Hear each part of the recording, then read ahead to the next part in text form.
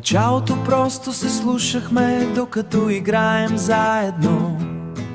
После стана нещо повече, разменихме си снимки и след време осъзнахме, че разменихме си снимки и след време осъзнахме, че имаме едни и същи интереси.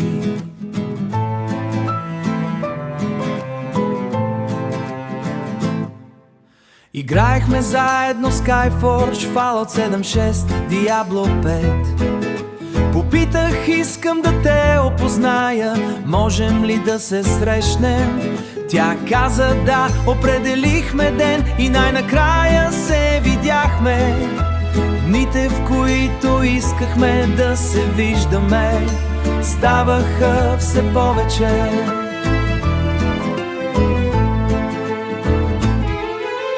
Бяхме на поход на Октоберфест, Winter Tollwood. Разхождахме се в мол сини, бяххме заедно.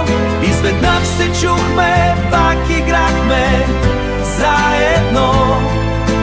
Throne of Liberty, Dragon Age, Inquisition. След това се изгубихме без тази жена, разногласия. Не мога да ви кажа как ще продължи историята, но осъзнах, жена не е същото. Наричам го любов, приятелство, желание, липса. Щом тя не е до мен, ме е страх, нещо ми липсва. Как да й го кажа, за да знае? Как да й го кажа? Че я обичам, въпреки че е обвързана. Че мисля за нея всеки ден, въпреки че е обвързана. Че искам да е с мен всеки ден, въпреки че е обвързана. Да, въпреки че е обвързана.